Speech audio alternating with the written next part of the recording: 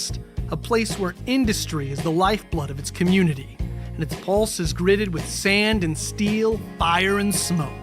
It's a city building its future together, one business, one family, and one home at a time. This is a place for makers, doers, and dreamers. It's where the global marketplace meets hometown values, where Americana isn't just a tradition, it's a way of life. Here, your experience makes the difference. With access to railroads, major waterways, and 8 different highways, this is a place in motion, sending goods, services, and ideas not just across the state, but across the world. And when the work ends, the day's just beginning, with beaches like West Beach in the Indiana Dunes National Park, exciting hiking and biking trails like the Diana of the Dunes Dare or the BMX track, and local treasures and exciting festivals, you'll know you're in more than just a bedroom community. From veterans of foreign wars to hometown heroes, our diversity is our strength, and we forge our future with the same flame as our steel. Oh, there's a place in the Midwest, and it's calling you home. The best part of Portage is what's next. The best part of Portage is you. There's more for you in Indiana.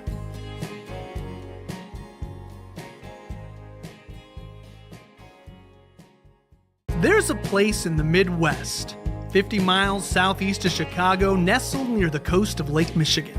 It's a place driven by what's coming next, a place where industry is the lifeblood of its community, and its pulse is gritted with sand and steel, fire and smoke. It's a city building its future together, one business, one family, and one home at a time. This is a place for makers, doers, and dreamers. It's where the global marketplace meets hometown values, where Americana isn't just a tradition, it's a way of life. Here, your experience makes the difference. With access to railroads, major waterways, and 8 different highways, this is a place in motion, sending goods, services, and ideas not just across the state, but across the world. And when the work ends, the day's just beginning, with beaches like West Beach in the Indiana Dunes National Park, exciting hiking and biking trails like the Diana of the Dunes Dare or the BMX track, and local treasures and exciting festivals, you'll know you're in more. Welcome to the Board of Works meeting. Will you please stand and join me for the Pledge of Allegiance?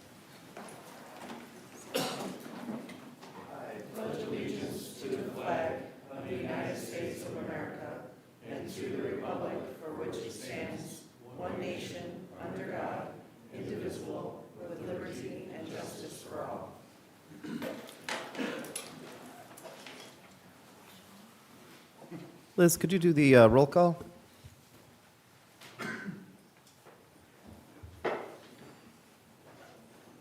Or Liz, would be better for me to swear in the new member? Oh, no, I'm sorry. What we'll do is we'll go up and we'll swear you in, and then we'll come right back.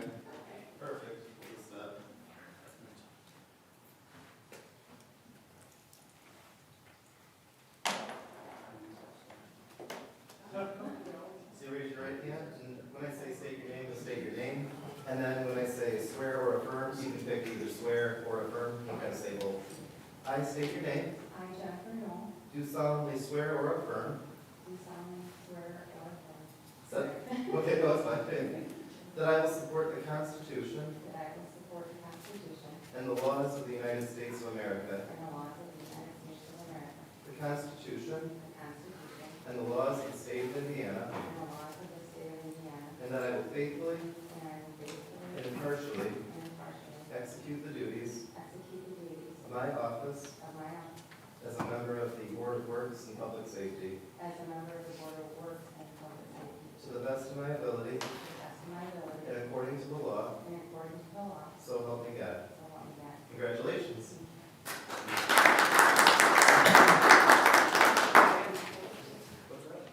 Unfortunately, this is a late one. Yep.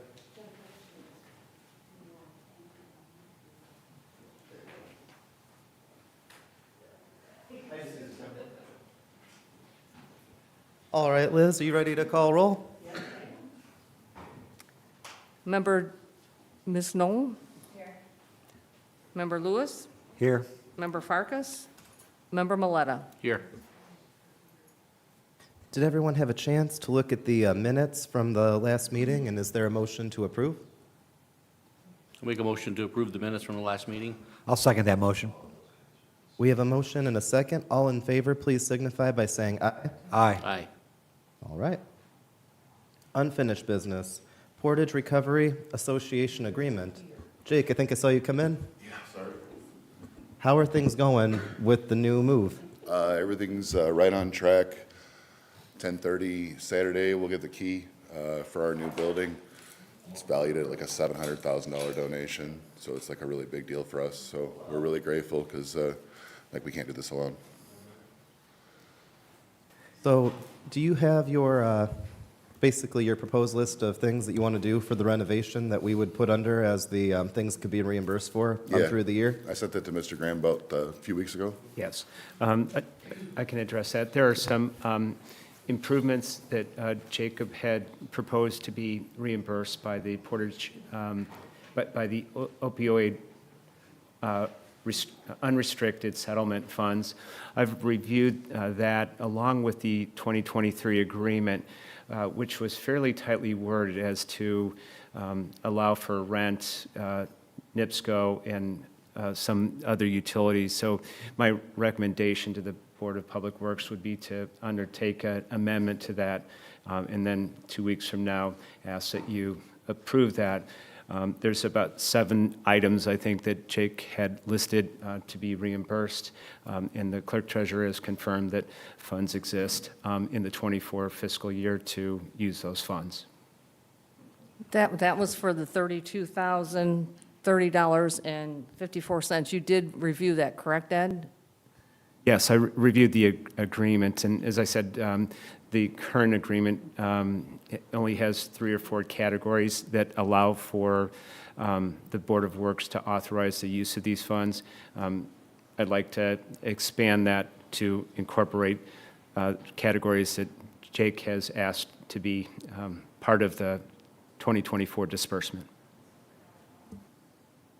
Okay, I just want to make sure this is okay to pay them because it was approved at the last Board of Works with your, that was for the, So as it relates to the specific request for '24, I would postpone the payment until 2 weeks from now on the 26th. At that time, the amended agreement and the request for reimbursement is appropriate to approve.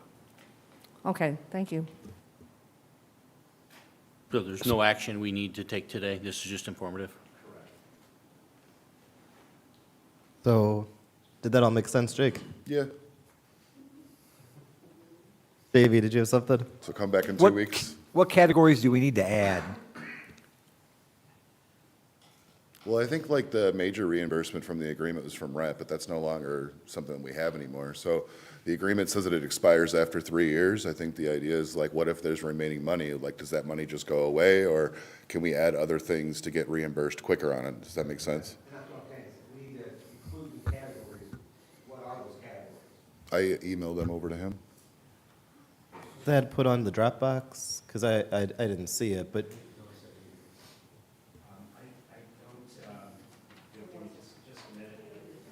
no problem.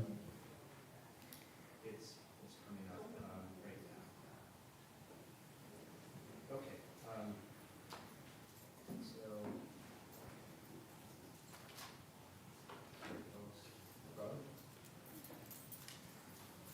The categories are ceiling repairs, parking lot repairs, seal coat striping, general landscaping, lawn mowing, new light fixtures, energy-saving bulbs.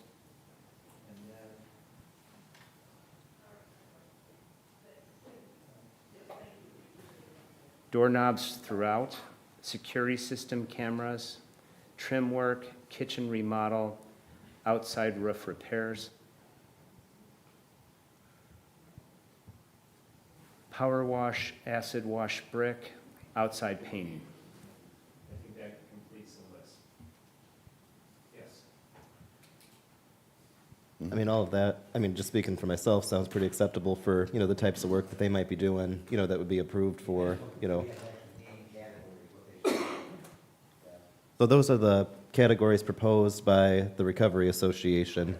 And I think, Andy, you took the best notes out of all of us. It looks like, would you mind repeating them one more time? If I can read my handwriting here. Talk about parking ceiling, lawn landscaping, lights, light bulb, LED lights, doorknobs, trimware, roof repairs, and outside painting, new ceiling, General maintenance. general maintenance. So those would be the categories, and so then what would happen is at probably a specified time, next year, they'd be able to come in and show the work that's been done, basically the receipts for it, and then get reimbursed if it falls under one of those categories. And I don't think that really it should be on our business to propose new categories, because I think ultimately it's the PRA that's going to determine whether or not they, which type of work they want to do. I think the question is, are these proposed categories acceptable, for this board, Yeah, I just wondered if we had to name them. The way that the law was set up, it's somewhat restricted, so it would make sense to keep the categories somewhat tight to make sure that the use of the funds are appropriate for the settlement purposes. I'll come back to you, and I think the only section that will require amendment will be in reference to the uses. And again, I'm referring back to a 2023 agreement between the Board of Works and PRA. I'll have that agreement to you, and if you wish to strike any of those categories, you can. But I have looked at it, and provided that all of these uses relate to serving the mission of ultimately caring and treating for those with addiction issues, it would be deemed appropriate. So you just want me to come back? Yeah, so it sounds like there's no action at this time, but we'll have the amendment ready then to be voted on. Is that right? Yes. And will Okay. that be the last time Jake has to come here? This will be 5 meetings in a row. In 2024. Only 7 more to go. 7 more to go, yeah. Oh, this Dane. Hey, how are you? Here, Selby. Told you about doing that. Thank you so much. Thank you. It's all good. All right, we have a new business, Rebel Productions event request.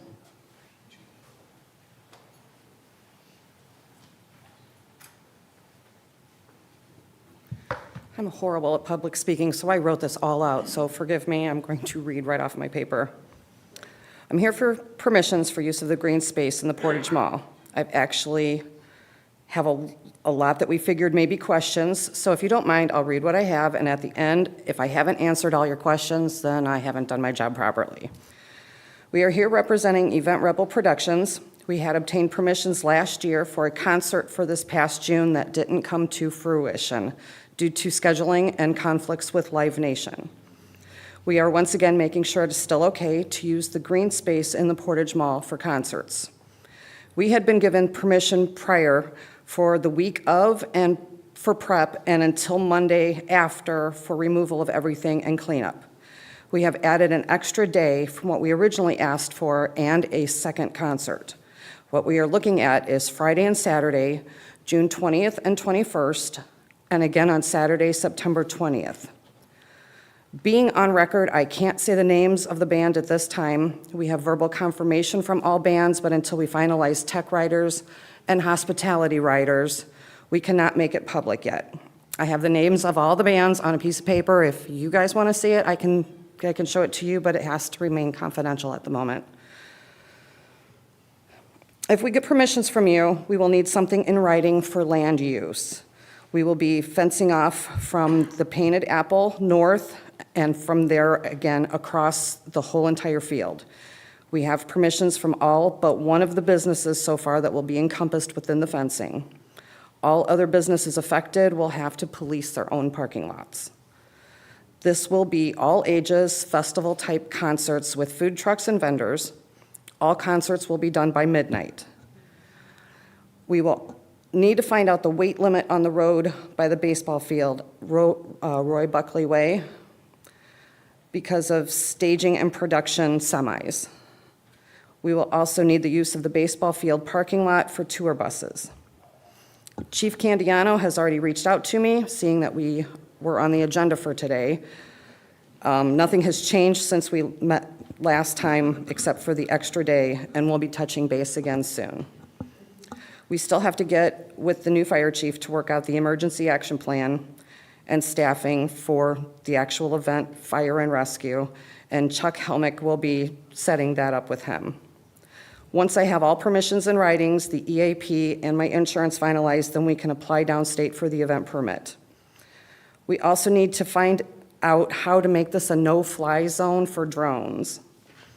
We will be reaching out again to the Portage School Corporation for permissions for satellite parking and transportation. The entrances will have metal detectors. We will have special section for ADA, and we will have a first aid tent as well as designated driver's tent. Special wristbands will be given out for 21 and over drinking as well as designated driver. Ground transportation rentals, catering, electrical, et cetera, will all be handled by local businesses. We are trying to keep it all local with the exception of outside production and artist trailers. The September 20th show, we will be working with Riley's Children's Hospital, donating a portion of the proceeds of the concert, plus other donations, and there will be a check presented by the headliner. All of this is already confirmed. We will be working on sponsors, and we've already talked with Nancy from the Chamber of Commerce. We will be hiring union stagehands and have already checked with ASCAP, BMI, and CSAC for music being played between sets. Radio ads will be done on Q101, Chicago, and the Bear out of Indy. Now, if I haven't answered all your questions, please let me know what you still have for me, and hopefully between one of us here, we can answer whatever you have. I guess I have a question, I think for you, but also I think maybe for Jamie, because I know you were on the board last year. I think you're the only remaining, yeah, you're the lone survivor of the Board of Works. Is this you mentioned the day as being, well, different, or there's an extra day, but otherwise, is this the same It's pretty much the permission same. the board gave? Yeah. Yeah, there's some details there we can't speak to, like we don't know what the school system's going to say, and I can't speak to the drone thing at all, but. Well, the drone thing was one thing that we did add, but I know Yeah. the last time that we had asked for permissions and obtained them, they had several things that they wanted me to find out about, so I wanted to make sure that I had everything. I don't So believe- hopefully I did. If Ted Uselak's here, I don't think he is. Darn it, he's my go-to guy for this sort of thing. I don't believe offhand that this board has the authority to do a no-fly zone, but I think that, what? I couldn't tell you. I don't know how that works I couldn't either. tell you how that goes, but I think scratching that, it sounds like this is a repeat of what was already approved for a concert that wasn't able to happen Absolutely. this year. And so with that in mind, I mean, again, I'm excited for whatever you guys are doing and the bands and all that, but unless there's something unique, I think that minus the no-fly zone, I'm not saying not to pursue that. That's your choice if you're trying to do, and maybe if that is something we have authority over, maybe come back to us, but I mean, I'd feel more comfortable not including that part in and maybe approving the rest as long as there's not any other concerns. My only questions are, this is redevelopment property. Do you have to get permission from the redevelopment commission? The way I had to do this And before then is I had to start with you. Is there a liability issue or anything there that we've got to do if we're going to rent out this property, or is there something? Well, not to jump special? over Ed for it, but the redevelopment commission has a use form now that got put together by Ed and Dan Bartnicki, and it's been really effective for events on redevelopment-owned property. I think the Board of Works side would be if like roads were being closed down or, things of that effect, or, is the sound an issue, for an event? Did this involve closing down a road? It will. It will. The one that I was asking about the weight limit on, that one will have to be closed off because that will be the way that the tour buses and stage production and everything will be coming through. Also, the road east and west, on the south side of the baseball fields will also have to be closed for the buses if they're going to be coming from a remote location. So my other question is, and maybe there should be some conversation, I know we have some baseball folks here, Well, there'll be baseball going on those weekends. It seems like that time of year, we got full league going on. I mean, maybe there should be some conversation with them and scheduling, because it seems like there might be an issue there. I know I have talked to the Parks Department, they already have my dates, so if nothing else, we can always try to work around them. Chief Candiano, I didn't mean to say anything about Ted. That referred to his general knowledge of like legal, powers and authorities of the city. I didn't mean to, bring that up. And maybe the Board of Works Authority as well on that matter with no-fly zones. But I was just curious, have you reviewed this, or is it just that you've reviewed the previous plan? Are there things you'd like to see first? Yeah, so a couple things. I was talking to Captain Harmeling. We think maybe the no-fly zone is an FAA thing, which we can probably, we can't do it, but we can probably point you in the right direction there. Yeah, I mean, we talked about it last year. I reached out the other day that I knew this was coming and that we'd need to get together. So as my concern was last year, just obviously you need a large security presence. I know when we worked with the promoter and stuff for the one from this year, obviously different set of individuals, but there was a pretty large security plan, and then they did include us in it and hired police officers there on top of the security plan. So that's my only concern, is that we do something similar. Obviously, you guys are pretty familiar with our budget. We really can't sustain the paying of overtime to staff something like this. That's just not something that we're budgeted for. So I would, as long as that's part of the plan, and I'm fine, if it's security officers, but I think you do need a police presence there also because, any security team that's there isn't going to have arrest powers. So if there are the need to do that, you need full-fledged police there also. So I'm good with. This is like 4 times more people. Yeah, it's a big deal. So that would be, I was gonna, before you called on me, I was gonna try to come up, but that would be my only concern, is that if it's contingent or however you do it, that we have a full security plan put together well in advance, so that we're all on the same page and we make sure we have enough staffing. Because again, when you get a lot of people in one big area, you got to make sure you have a plan. And I'm sure Chief Carell's probably on the same page as me as far as their response to emergencies. We need to make sure we've got everything roughed out or planned out. So, Sense to me to maybe get that plan figured out first, like figure out what you want to do, have that go over police and fire, and then that could also identify who else you need to talk to. So like baseball, for example, which is a league, that's within the park, but, we want to make sure there's smooth communication there too. I'm also thinking about with the RDC, it might even be good for them to have the RDC waiver signed first before they come here, because then we know that the actual landowner is approved, rather than thinking about it like us giving permission to close down a road before RDC is given permission to use the land. That's not legally a problem, but it might be more proper to have the landowner say, yes, we're okay with this first, and then give them that permission. So could we, and I agree, but could we, to save her having to come back to this again, could we approve this with the conditions that she gets the approvals of the RDC, works out a security plan with the police and the fire department? I mean, Last year, this was my first step. Again? I was told I had to come here first, then I have to go to RDC, and then I have to come back here. So Yeah, and that's what I'm just trying to doing make my sure. I proper mean, steps. We can sometimes give it gets you- kind of mixed up a little bit after we start talking about it. And that's what I'm just trying to say, is to save you from having to come back Mr. here Cherry? again. It's actually owned by City of Portage. Oh, it's not the RDC over there. The baseball fields are RDC, technically. No, is it? No? Baseball fields are redevelopment commission, yes. But the land in the center of the mall, that's all City of Portage. Oh, well, then that saves that step. I thought it was RDC as well. I thought it was too. Look that up. In fact, I was told last year that it was RDC. We're cleaning up a lot of land ownership issues and finding out some as we go. Trying to So consolidate them. I think then what you're describing, Andy, is a approval contingent on a security plan approved by police and fire.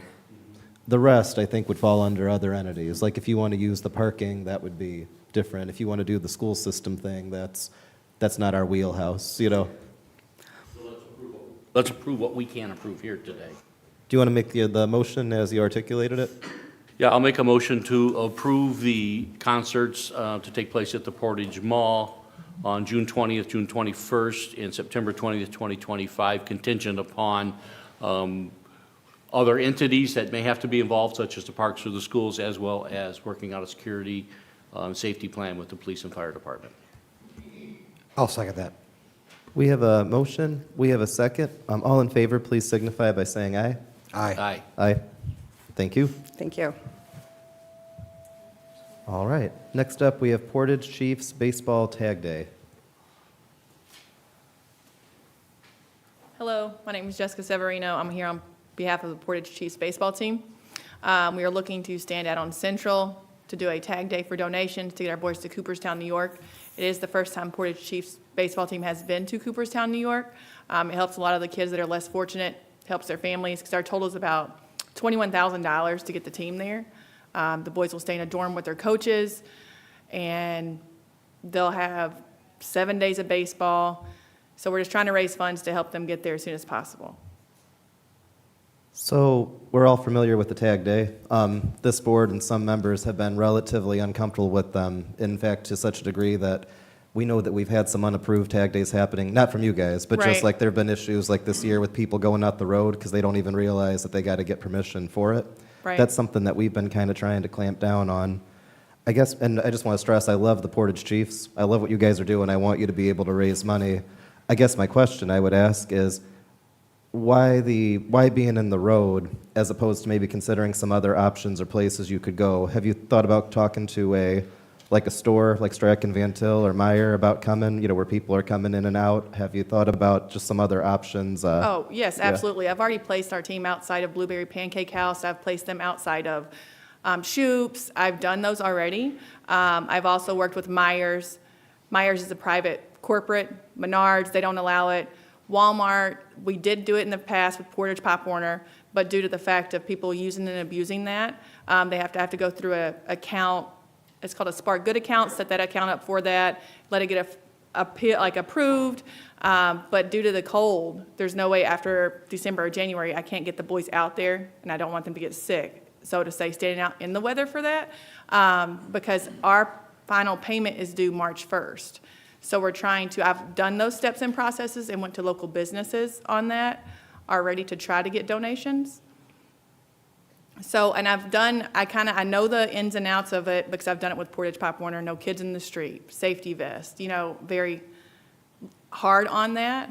But we're just trying to do everything we can to raise the money for the kids to get there.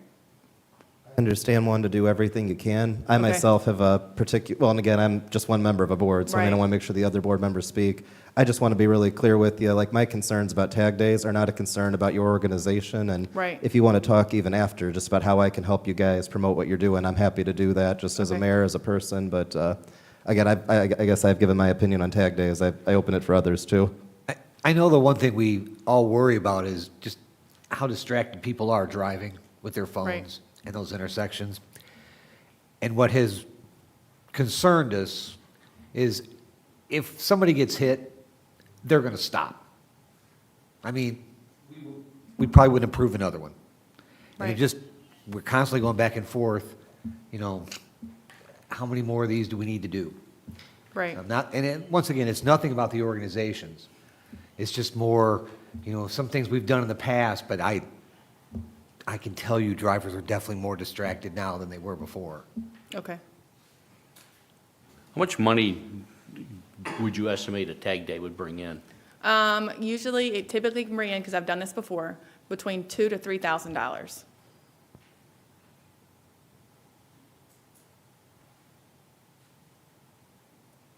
So I guess it's difficult for us because we want to support the organizations, and we've had these conversations throughout the year that we know it's been done in the past, and maybe we need to change our ordinance or something that even allows them. My understanding, But and for the record, Ted is back, so he can correct me if I say something wrong. I believe our ordinance says you can't, and that's why people go to the Board of Works, because the Board of Works is where you go to get a waiver from the rules. Am I right on that, or, yeah, more or less? Yeah. So the trick is the ordinance already says you can't do it, so when somebody does a tag day, what they've been doing over the past couple of years is they've come to the Board of Works asking for a waiver from the rules, which everyone's got the ability to ask for. I think in past, maybe, I don't know if administrations is the right word, but in past years, the Board of Works has said yes so much that it became very formalized. And I think that what's been a shift on this board has been this determination to bring it to an end for safety and to really promote other ways for entities, especially when they're not nonprofits, to raise money, you know? So my question to you guys, if it's not approved, how will the city of Portage help us in return for you guys to help out and branch us to get, this is the first time a Chiefs baseball team from our town that is going to New York. In return, how can the city help us get these boys there? That's an excellent question, and I can literally talk to you after this meeting, or if Okay. you want to set something up, I would be eager to promote that as a mayor, because believe me, I love the Chiefs, I love everything that's going on with the baseball. I was part of throwing the first pitch. I'm sure Matt Ramian's going to give me a call after this meeting if we turn you down, but what I'm getting at Right. is, I'm determined to help you guys out and help raise the money. I just believe that you might even raise more with a well-planned fundraising event that we can help with, even as a city, than you would be doing a tag day. And that's awesome for you guys to just even help back too, to know that you guys have support us in that aspect and can, get out more to raise more money, because this isn't a cheap thing, but it's also a huge accomplishment that only 12-year-olds can go. And to be able to say that Portage, Chiefs went to that would be awesome. Are there any other questions? And Liz, would you mind doing a roll call on this one? So sorry, we don't have a motion, I'm sorry. I got to be careful. Yeah. So if we don't have a motion, then it's really just a not passed. Okay. If you talk to me after the meeting, I'd love to literally just figure out how to do this, you know? Okay, sounds good. Thank you, guys. I can help too. We have the Portage Holiday Market event. Amy, this better not be a tag day. It's going to be so awkward. No. No tag day. So we have our holiday market on the squares coming up. It's a continuation of our weekly market that happens in the summer on Fridays. So we are going to do a holiday market, which is Saturday, November 30th from 11 to 4. And so I need to close off Harding from Central to Main Street and then right there at the police alley, just like we do every Friday for the market. Nothing's going to be on the roads. We're actually doing sleigh rides. And so it's just kind of lessens the traffic down because people park right there for them to walk back and forth. What day was that, Amy? Saturday, November 30th from 11 to 4. I'll make a motion to approve the holiday market on the square, the closing of Harding Way from Central to Main Street, and the block, the police alley as well. I'll second that. We have a motion and a second. All in favor, please signify by saying aye. Aye. Congratulations. We have the proven Xerox contract. Trevor, would you mind coming up too? Maybe to the spot where the chief was? Just in case we need you. You want me to sit here or come over here, sir? To the podium's good. For those who don't know, Trevor is the city's still relatively new IT administrator. Oh, yeah.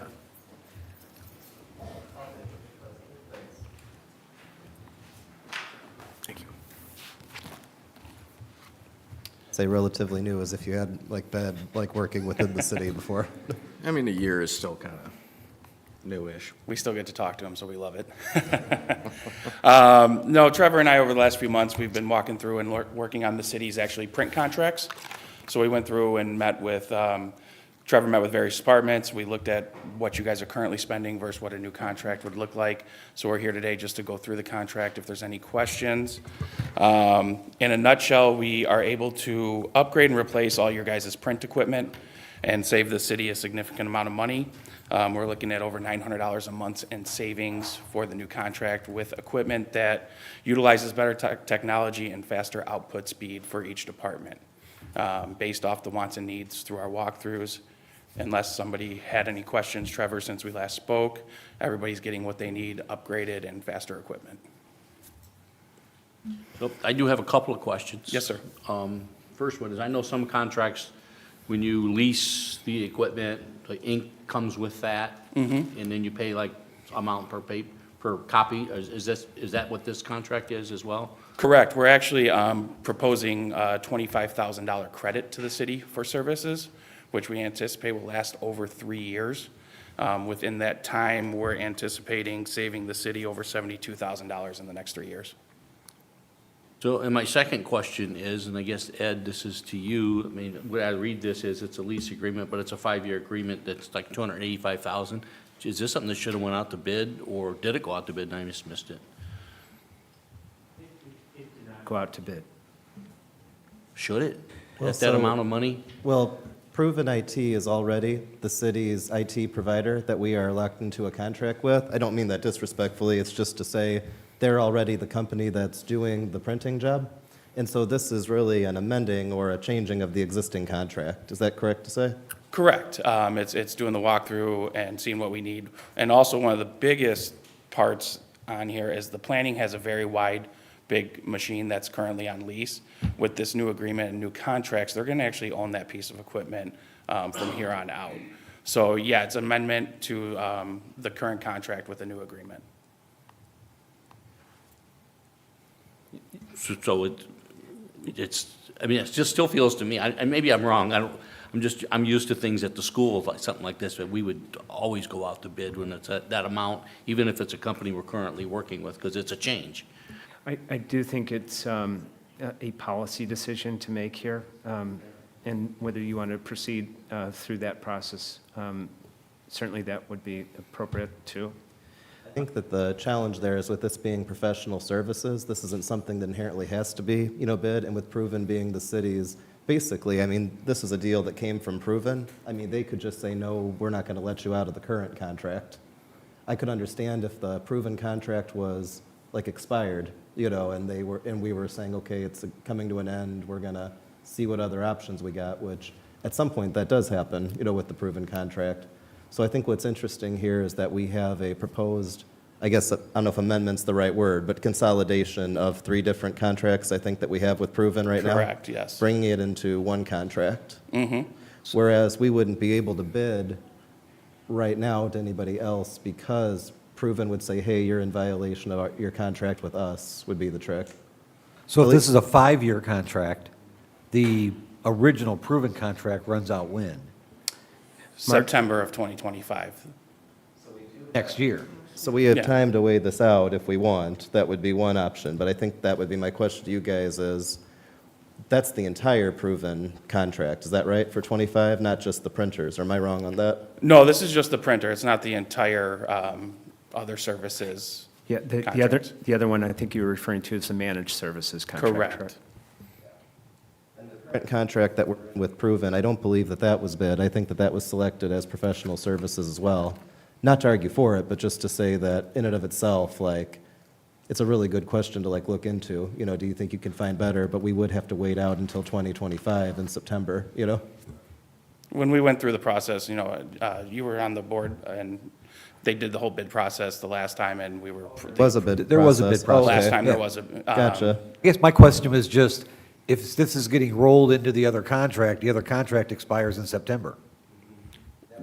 Was just my question. This Yeah. would likely be a standalone contract then. It would eliminate all 3 current printer contracts that you guys currently have with lease and service. I had a question about the application of the $25,000 credit. How is that going to be applied over the course of time? Great question. So the question about, cost per copy and services and everything, when we look at how much printing's been done or if staples are needed to be ordered, anything like that nature, we do it on a monthly basis. So if you print X amount of copies and it costs the city, we'll say $100, it just gets drawn from that $25,000 credit throughout the life of term.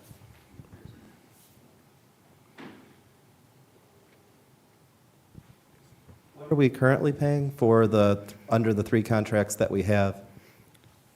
$5,669.73 on average per month. That's per contract or all 3 That's all added together? combined.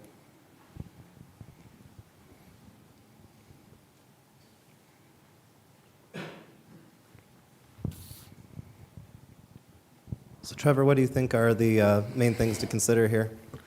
I think Just looking at it, we're obviously saving money. We're getting faster machines too, which I think is a good thing. And we've got good service through Proven on these machines already, which is great, I think, and we'll continue to have that. I think it makes sense if we can save money and go to a faster machine for each department. I think that's a no-brainer, and plus I can work with their side of things for IT to make sure we deploy them easily, and it shouldn't be a big issue when we go from one type of machine to another. It should be pretty seamless. So I think it's a good way to go all around. I'm kind of comfortable, I guess, either way. It's just a question of if we were to try to bid this out to see if there's another deal. I mean, we would be waiting to enact that deal come September 25, versus consolidating now and starting to save now. And I think there's wisdom on either side, unless there's legal wisdom that trumps both. But There are exceptions to bidding processes, and this probably falls arguably within that exception where you have an ongoing contract and it's being revised in order to capture some cost savings. So that would be my final views on that topic. would you recommend, Ed, that we wait for some review from you, or are you comfortable giving us that assessment at this time? I'm comfortable with, again, the extraordinary nature of this particular contract and what's evolved over the last 45 days, that it would be appropriate unless this board wants to bid it out. Curious what the other board members think. If that's okay, we can do that. My question is just the time. But I'll make a motion that we approve the consolidating the printer contract to Proven. A second. We have a motion and we have a second. All in favor, please signify by saying aye. Aye. Aye. Thank you guys very much. Thank you. Thank you, Trevor. Yes, thank you. So we've got the library garden land transfer.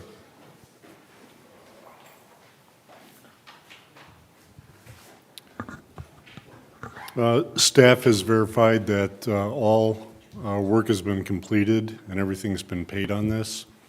So we recommend, did you guys get a copy of this email? Recommend the directing staff to complete this, and the verbiage is in the memo.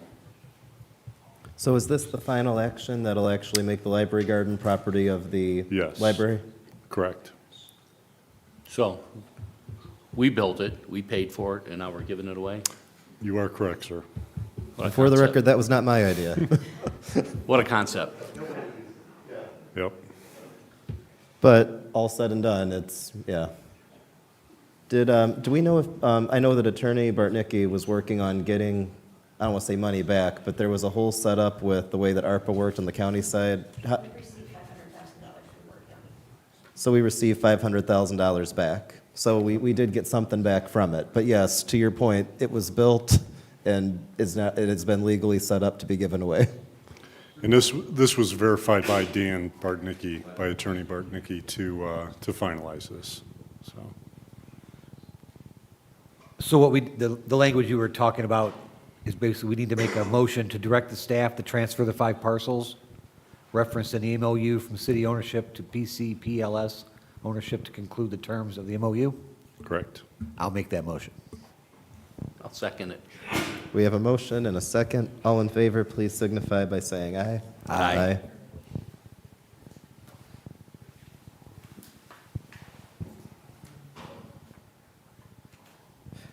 All right, we have the grant of easement for 2581 Pryor Road.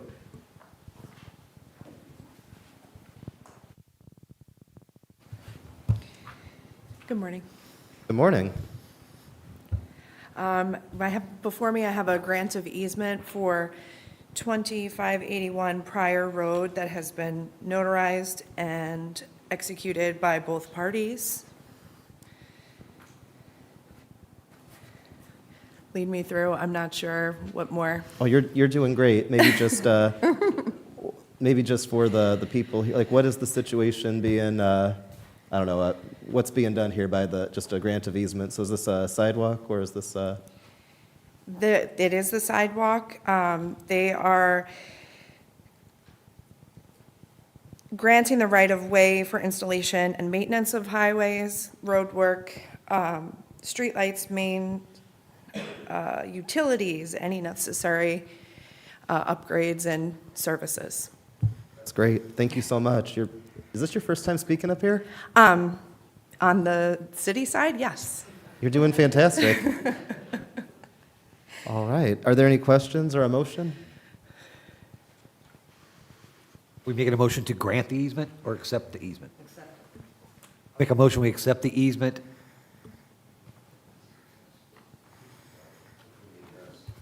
I'll second that. You can't second it till you know where it is, man. No. Make a motion, we accept the easement on 2581 Pryor Road. Okay. Second. Now we have a motion and a second. All in favor, please signify by saying aye. Aye. Aye. Thank you so much. Thank you. So now we have the 2515 Blake Road sidewalk curb waiver. You skipped one. I did? Yep. What did I miss? Oh, I'm so sorry. You're right. 2240 Chrisman Road land donation. Asking the board to approve the land donation for the attached parcel to Habitat for Humanity.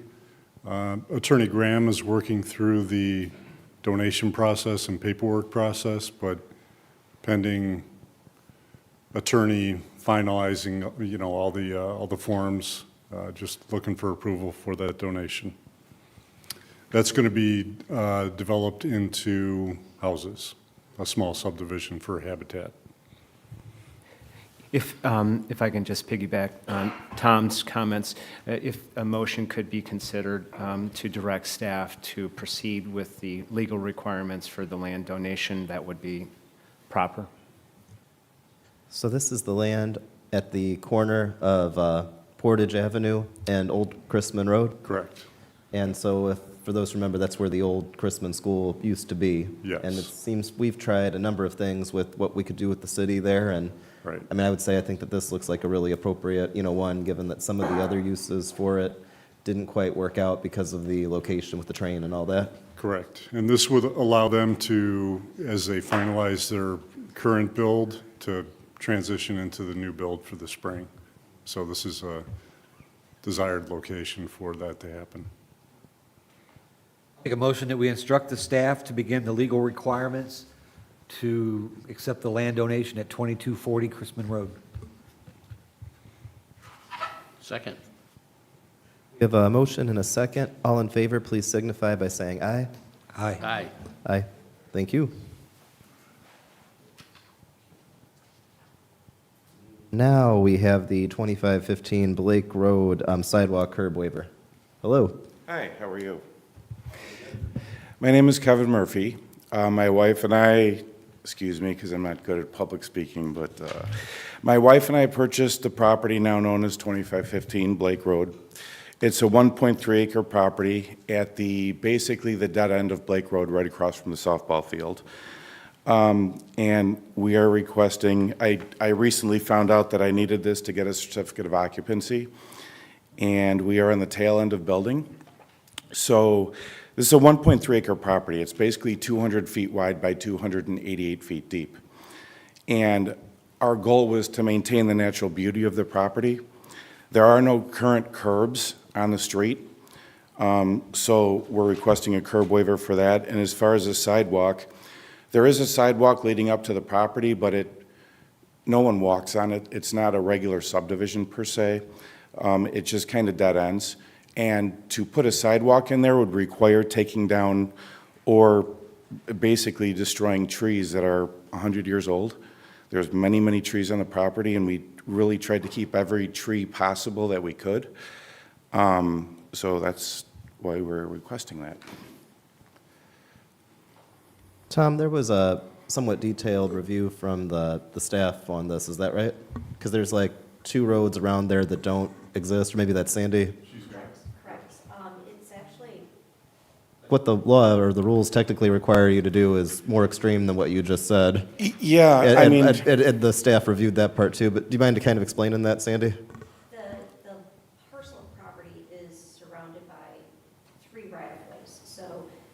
only one road that's built, which is Blake Road, but to the north of his parcel is a 30-foot right-of-way for Evergreen Avenue, and to the rear or to the east side of his parcel is a 30-foot right-of-way for Hickory Street. So we're here to address all three of those right-of-ways. In the memo that I sent to the board, obviously I would recommend that we waive curbs and sidewalks for Evergreen and Hickory because there aren't any roads, and I don't see a reason to make them pay for those waivers either. I appreciate that. But that sounds goofy, but like, it's weird to me that we have even the authority to, in theory, say that someone's got to pay for something on a road that's not physically there. But, When we purchased the property, we were looking at the trees. I mean, I looked at the maps and everything, but I never saw Evergreen Avenue. I never saw Hickory Street, and it kind of blew my mind. I mean, I know one is like a dirt path, so to speak, with a sanitary, but the other one is just all trees. it's when you realize that way before things got built, they drew maps with what they thought was going to happen, and then for different reasons, some of that doesn't happen. Like, you don't have Hickory go that far north, and Evergreen didn't go that far. And God west. willing, it never does. I think we could make it happen now, so no worries there.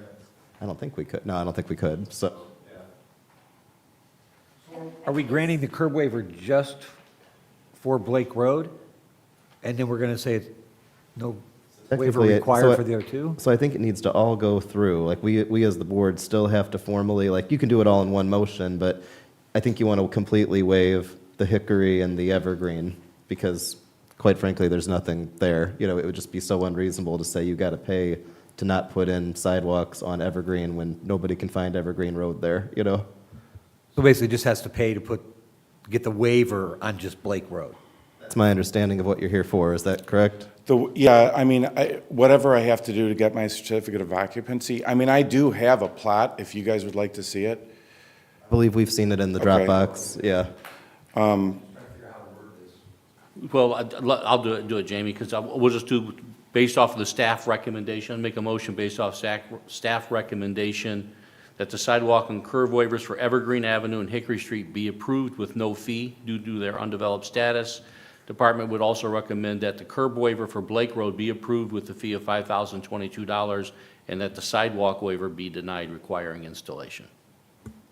I'll second that. So we have a motion, and we have a second. All in favor, please signify by saying aye. Aye. Okay, so can I take this further? Because I know you just made a motion and you voted on it and everything. With the sidewalk, so I'm required to put in a sidewalk, or does the city do that? So you are normally required to put it in, and at your expense, but by paying for the waiver that you get there, it takes away your responsibility to do it. Now, hypothetically, and I say hypothetically because it all depends on funding and where things go, and not to say anything bad about Blake Road, I mean, we're putting sidewalks down, further south of you. The city still has the authority to put in sidewalks there one day. I would reasonably think that that's not going to happen fast, though. That would be fine with me. I just want to get clarification for my own knowledge, because I hired a builder to do this stuff, and this popped up, and I found this out about 2 weeks ago, so I am trying to take it upon myself to get things done. So the sidewalk, so to get a certificate of occupancy, I don't have to have a sidewalk in, correct? That's correct. You do need to pay the fee, though, that comes with the waiver. But yeah, you won't need a sidewalk once you pay the fee. Is that correct, Sandy? No, you guys just voted that the sidewalk should be installed at the cost of the homeowner or the builder. Okay. And that curbs do not have to be Oh. installed, but there is a fee attached to that. I see.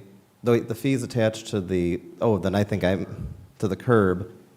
I thought that we were also allowing him to do the sidewalk waiver, so that's separate. That's what's kind of in this agreement. It says citizens construct and install sidewalks on the property in consideration. The city's waiving the requirement for a citizen to construct and install sidewalks.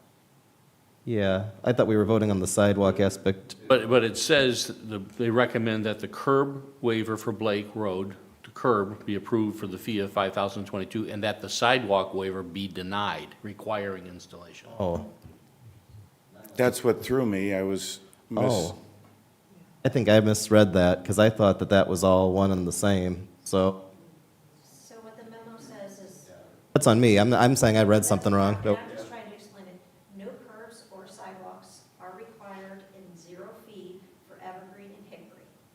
Now, for the frontage of the property, which is Blake Road, which is his address where his driveway comes out on, which is somewhat developed, we would recommend that the curb installation be waived because there aren't any curbs on that road. But there are sidewalks on the road, so it is just a recommendation, that he also install the sidewalks. I see. And not waive those. I guess, though, does he already have the ability, though, to pay the fee? I guess I thought you had to come to us to get approval to pay the fee to not put in sidewalks, and I thought that's what was being That's requested what here. I was, That's what he is arguing for. It is the department's recommendation that the sidewalks be installed because there are newer homes to the south that have installed sidewalks. But the resident is here asking, do I have to do any of it? Do I have to pay for it? That's what I'm getting at. So at this time, just to clarify, and again, we might need to go a little deeper, so if you just no, work that's with me here. okay. I mean, I can explain further because my house is set back 170 feet.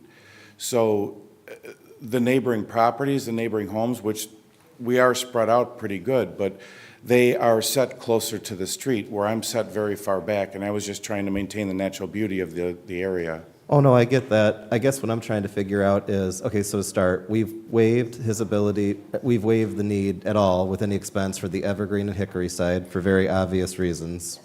We've waived the curbs, is that correct? With the fee. With the fee. Correct. I see, so what we didn't do was vote on the sidewalk. So as it stands right now, he still has to put a sidewalk in, is that correct?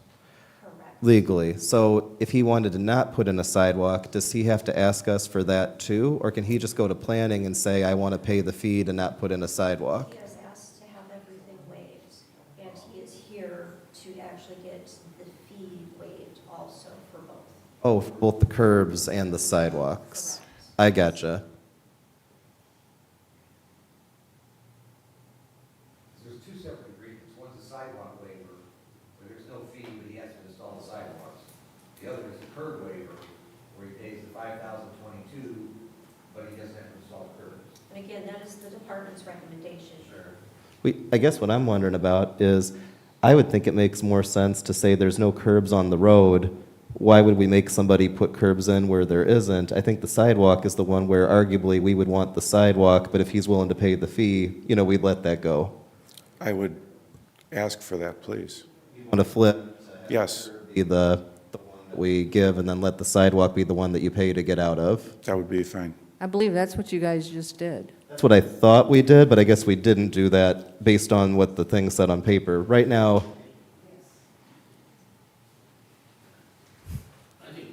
I think what we just did was, we waived the curb with the fee and said you have to put the sidewalk in. Correct, that is a great. that's what we did, but what he's asking for is for not being able to pay the fee to not put the sidewalk in and to let the curb be. Is that right?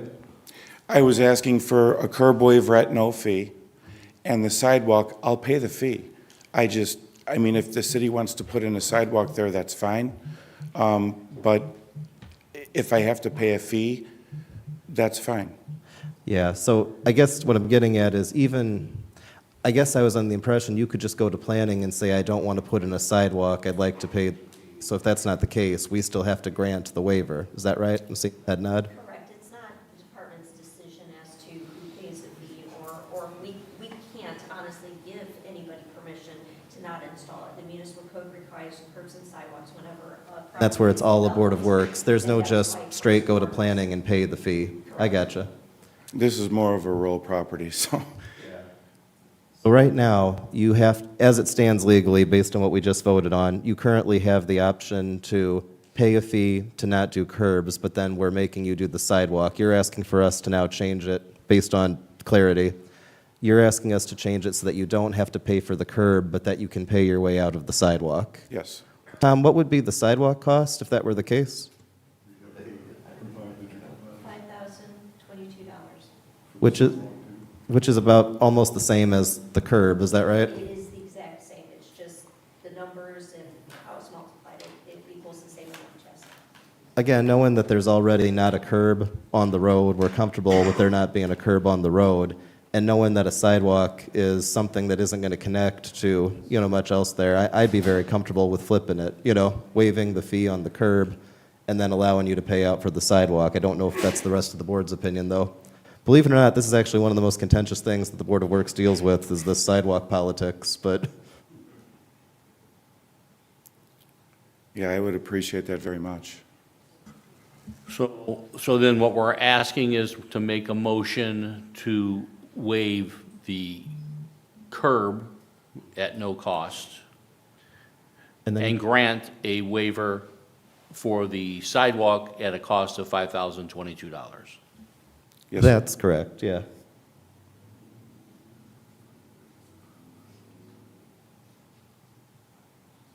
Tom, is that consistent with our curb waivers? Doing that? I thought we usually, if they don't want to put a curb in, that's what they're paying for. Well, to be fair, we also used to always allow tag days, and then we kind of change things as we go, I think the thing about it for me is it's kind of like you got to think about, the condition of the property, and I think you got to think a little about like where it is, We're talking about a road that is honestly pretty hidden. It's hidden behind trees. I don't know quite how many homes there are, but realistically, the rest of the area is developed. So there's no sidewalks on parts there, and no one's ever going to be required to put a sidewalk in there, So if a sidewalk comes ultimately towards his house, it's going to be the city getting around to it. And just given the fact that it's going to be probably a low priority, of the city, I don't mean to insult anybody who lives on that part of Blake Road. I don't mean that in a bad way. Oh, no, it's literally the end of Blake Road, and directly across the street is a huge stone parking lot for the girls' softball fields. So there's no sidewalk over there as well. I think we got to weigh basically the issue in the future of where are we planning on putting sidewalks? Where do we reasonably expect them to come? I think that our sidewalk law in Portage makes sense for any new development. If somebody buys a cornfield that's zoned residential and they say, hey, we want to make a neighborhood and we don't want any sidewalks or curbs, we're going to say no way. But I think that if you've got a neighborhood where there are no sidewalks and there are no curbs and that's been able to work, I don't know if it's the same level of fairness. In fact, I don't really think it is, that you're going to tell somebody, well, because I guess the idea would be, because we tell Mr. Developer developing a field, he's got to have sidewalks, we have to make sure everybody buying a lot in an existing road without sidewalks. I guess what's awkward to me is that, so take a road that's got no sidewalks except for one empty lot where someone builds a house, we make that guy, build a sidewalk, put in a curb, and then 2 years later, the city does it technically for free for everyone else with the project. If I'm that guy, I'd be like, wait a second, I was required to pay for this with my own expense, and then you guys went with the taxpayer money, which to be fair is still your money, and did all my neighbors for free, so to speak. As I look at that aerial shot, it looks like there's 4 homes that's curbs and sidewalks. Sandy, there are sidewalks on that road, correct? Yeah, that's what I explained, there are sidewalks to the south.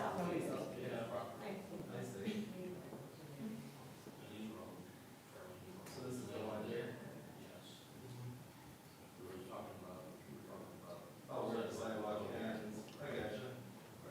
Here's the fictitious evergreen. The fictitious evergreen. And it's in here, it's platted, but it was never built. We're talking about the sidewalk. I gotcha. Just kind of I guess I'm wondering then why the curbs would have made sense and not the sidewalk then.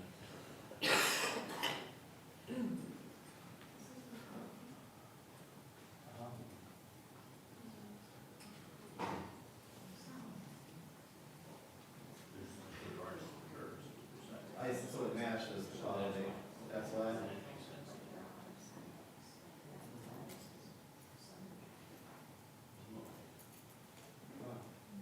well, that makes a little bit of sense, where the preference coming from.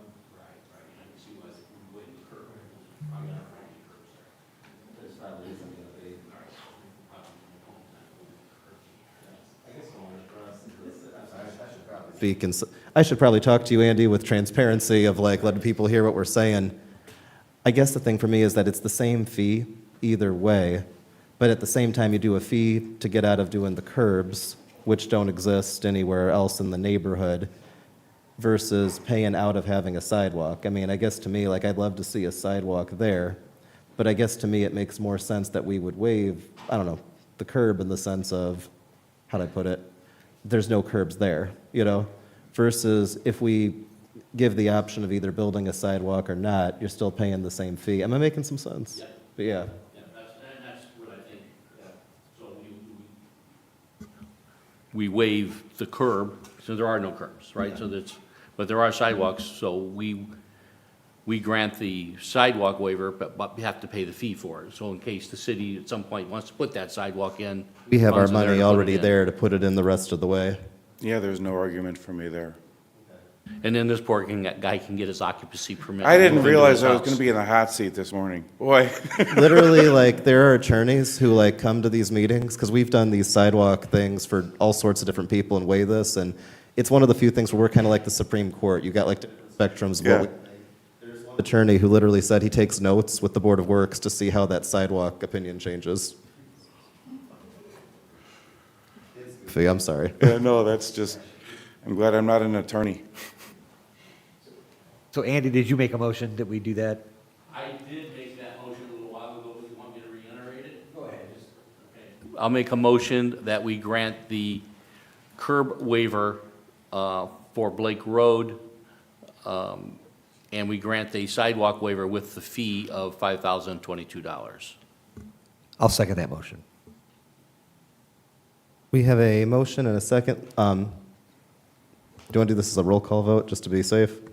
I Yeah. do have a question on the motion. So are you saying the curb, or the curb waiver at a zero cost, or at a cost of 5,000? So you're going to waive the fee completely, and then a 5,000 fee for the city to install the sidewalk? Yes. Okay. Yes, I'll do a roll call for that. Just in case, yeah. I just wanted clarification. Member Newell? Member Lewis? Yes. Member Farkas? Member Miletta? Yes. I think I should vote too. Yes. I'm sorry. No problem. It's in the city council I can't vote, but it works. So just so you're Member clear. Monta? Yes. So just so we're clear, you are free on the curb, but you will have to pay your way out of doing the sidewalk. If you want to do, if you compare the costs and say, you know what, I'll put a sidewalk in, that's cool too, but it gives you the option now. No, this is, I'd rather keep it and let the city take their sweet time on it, because I don't really want it there. But yeah, this works. Thank you so much. I really appreciate your time.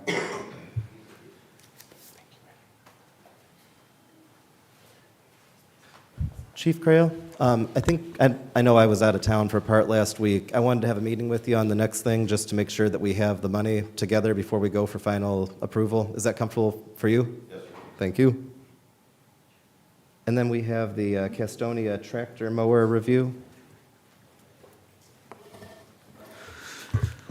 Good afternoon, everyone. Before you is a piece of equipment that we're, I gave you all a picture, so that's the piece of equipment that we're interested in getting. We've obtained Sourcewell quotes, and Sourcewell is a government-approved agency that allows you to put in specifications for equipment, and then they get the bids to you, and they're all pre-approved. So we obtained 3 of them. One was submitted through Alta, Riggs, and then Tiger Mowers. Tiger Mowers is the most lowest responsive in the Sourcewell quotes that we obtained, for a total of $170,852. The funding source that we've found that we're going to use this is going to be a piece of equipment that are going to be used primary and vital in our right-of-way mowing and the preservations of our bridges and vegetation control in clearing brush. So some of those bridges that we're going to be using this piece of equipment on is the Willow Creek Bypass, which is 1 mile long, times 2, because you got 2 separate guardrails. The Toll Road Bridge over Willow Creek, the Dombey Bridge, McCool Bridge, Evergreen Bridge, Stone Avenue, Blackstone, Mulberry, Lute Road, and there may be a few others throughout the town, but this piece of equipment is going to be vital in getting behind the guardrail and trimming, controlling brush, vegetation. So Any questions? Oh, the MVH restricted fund allows this piece of equipment to be purchased through that. And we've talked to legal, and we've talked to the clerk's office, and those funds are available. So, any questions?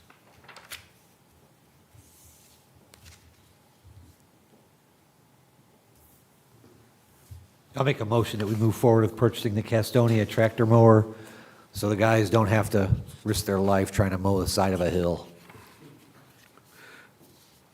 I'll second.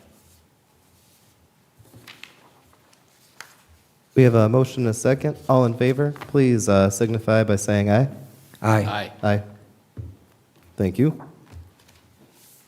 Can stay there, Andy, because I think we're now on our bulk item appeals.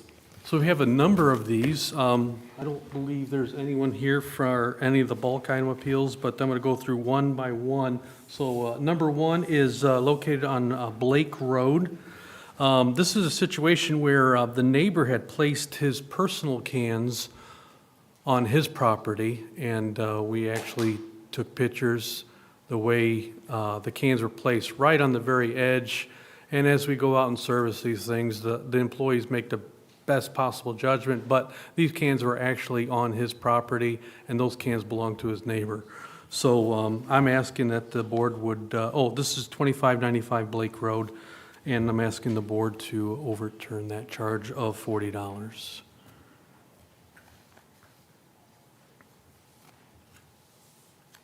I'll make a motion upon staff advisement that we waive the $40 fee on Blake Road. Second. We have a motion and a second. All in favor, please signify by saying aye. Aye. And we are aware of that situation, so all the employees that do this, they know going forward that, hey, that can doesn't belong to them. So anyways, the second one is Brown, 2931 Brown Street. And there is the resident, we've never had any issues with this resident with bulk. They've always followed the rules in the past. And apparently, I don't know, he's claiming that someone else had put this bulk in front of his house. So, real nice gentleman. He's just asking for forgiveness, and he's going to be paying attention in the future when he leaves for the house, make sure that there's no bulk that he's never placed out there. But he's aware of the entire bulk rescheduling and everything, and he's just asking for forgiveness from the board. So my recommendation is that we reverse it. When you So- say you've and that's never a had cost any of 40. trouble, I don't mean it like a bad Yes, way, but go do you ahead. mean that he's like paid bulk appropriately before? Like, or do you mean just like there's never been a He complaint? uses his amnesty day. He knows his Okay. amnesty days, and he had left work that morning, and this item was not there, but then someone had placed it. So I'm asking. I'll make a motion that we grant the forgiveness of the $40 fee for 2931 Brown Street. I'll second. We have a motion and a second. All in favor, please signify by saying aye. Aye. All right, the next one is an elderly lady. She's never had any bulk, but the three items out there, I don't know what happened, but she's claiming that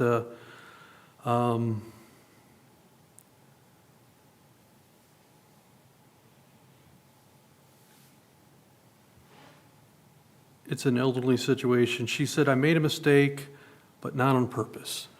So in this situation, Was the situation, I've Well, it wondered, sounds like she thought she was going to put it out there and there was value to it, and the scrappers were going to grab it. we grabbed So- it first before a scrapper did, or maybe a Yeah. scrapper wasn't interested, but she didn't order it and wasn't expecting it, is what you're saying. it's mostly like metal chairs, so I'm going to ask the board just to be lenient in this one particular situation. She claims she's been a resident since 1961, and she's just asking for forgiveness on this one. She knows the policy going forward. Well, and she'll given be they were using metal, those. there are people that leave things out thinking that scrappers are gonna take them, and then if they don't, So my recommendation is to waive the $40 bulk item fee in her situation, so.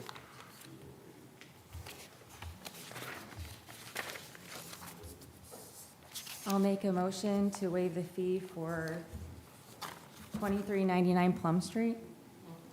I'll second that. We have a motion and a second. All in favor, please signify by saying aye. Aye. All right. Number 4 is 5817 Evergreen. There is no home on this piece of property. So he does not pay a monthly trash fee, and yet his neighbor, one of his neighbors placed their personal cans on this piece of property with no home.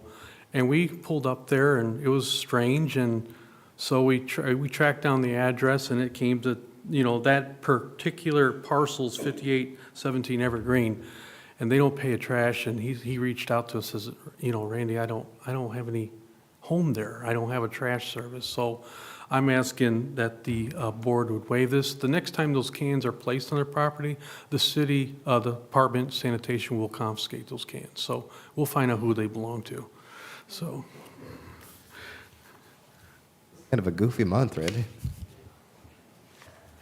Make a motion that we waive the fee for 5817 Evergreen and confiscate the cans next time. I'll second that. We have a motion and a second. All in favor, please signify by saying aye. Aye. number 5 is 7400 Belle Plaine Court. I don't know if anyone from Belle Plaine here? He had placed a recycling item at the curb. I don't know what was in the box. He claimed it was all recycling. And I tried explaining to him that, we no longer have curbside recycling. He'd be able to bring all those recycling items down to the street department during normal business hours. So the bulk charge for that was $40.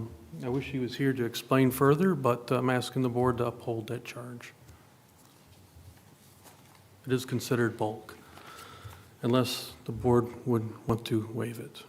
I'll make a motion we withhold the charge for 7400 Belle Plaine. I'll second. We have a motion and a second. All in favor, please signify by saying aye. Aye. Aye. All right. And our last one is 1425 Burns Drive. This was a situation where the previous homeowner had sold the home, and the new owner moved in. These items were placed upon right around where the transfer of property was, when the sale of the home happened, and the new resident was charged the actual bulk left from the previous homeowner. So I'm asking, in this situation, that the board would recommend overturning that $40 charge.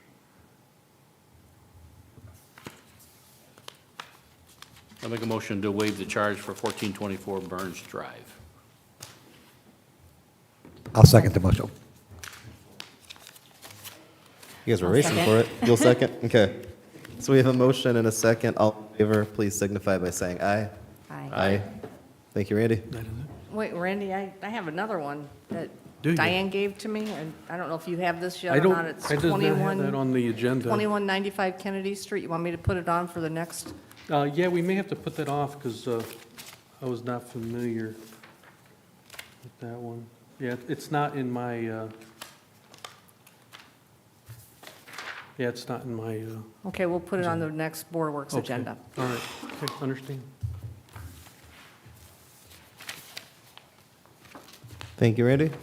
So we have the claims. Did everybody have a chance to look at the claims? Were there any questions or concerns or a motion?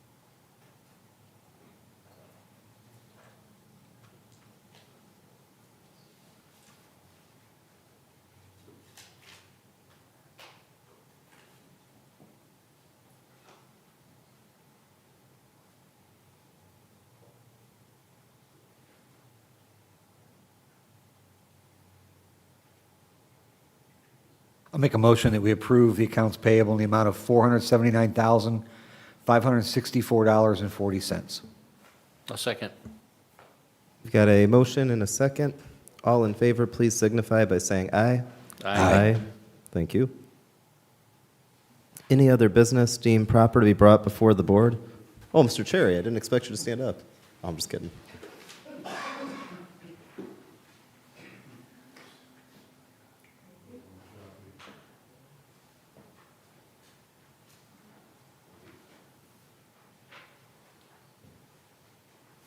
So, Tom, if you don't mind me giving the reminder, because despite my shock, I actually knew this was coming, you know? So, earlier in the year, it might have been pretty recently, there was the person who was interested in buying that piece of land that's not the Garrison building itself, but off of it. And I think there was an added, I won't say hoop, but like step that we needed to do. Right. So we own this small parcel. This homeowner adjacent to them or next to them made an offer to purchase that. It's an undevelopable property. I'm not sure why it's on our books, but prior to even entertaining that offer, we need to do a public notice prior to that. So I'm just asking permission to allow staff to publicly notice, you know, put out a notice. So, yeah, it's on the 277006 parcel.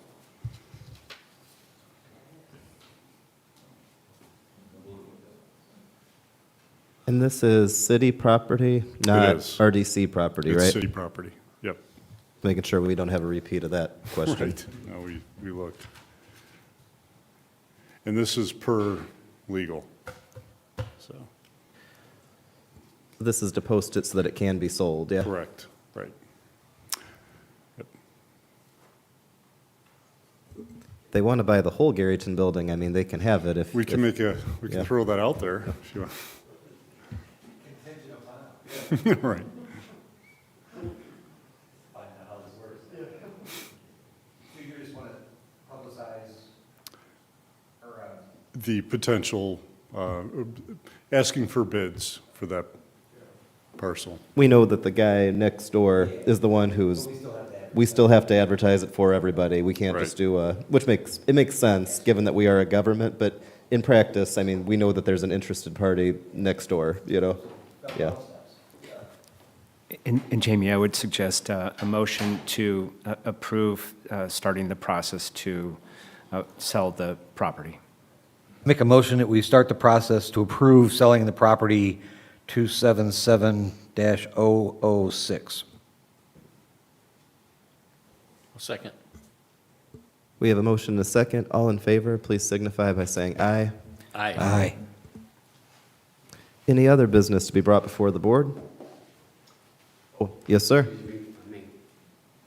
Just wanted to clarify something for the rest of the board at Portage Recovery Association. I thought there were two separate points being brought up with regard to the monies owed. I thought that we were asking, one, for the reimbursement of the monies we had already spent, separate from the next set of payments, which would have to do with the categories in which we use the money for roofing and various things at the new location. So the second thing you said, we definitely did today, and that's where the next step. Exactly. So The you wanted to- first part of that Okay. is the existing agreement that we already have. So that agreement, it's my understanding, I'm sorry, Dane Shoemaker. It's my understanding that everything has been received for the past, let's see, that would be November of '23 through September. So there was an issue, as you remember from the last meeting, where it had turned out that the council last year did not, is appropriate the right word, Liz, the money? And then that was fixed at the last council meeting. They've appropriated the money for them. That happened at the last council meeting, I believe. They did that with the opioid funds. Yes, but the at the last Board of Works meeting, Ed was supposed to, this was approved at the last Board of Works meeting for the PRA to get reimbursed, and Ed said he wanted to look at it and then he also said again, he wanted to look at it further and wanted it to be brought to the Board of Works meeting the next Board of Works meeting on November 26th. Was that the case, Ed? I think the existing agreement provides very specific approvals for rent, NIPSCO, and some other itemized, 2 other categories. So to the extent that the reimbursement sought as part of this item, I think that the board could consider giving authority to the clerk treasurer to make payment of those specific items. Based on the previous, basically fulfilling the previous agreement.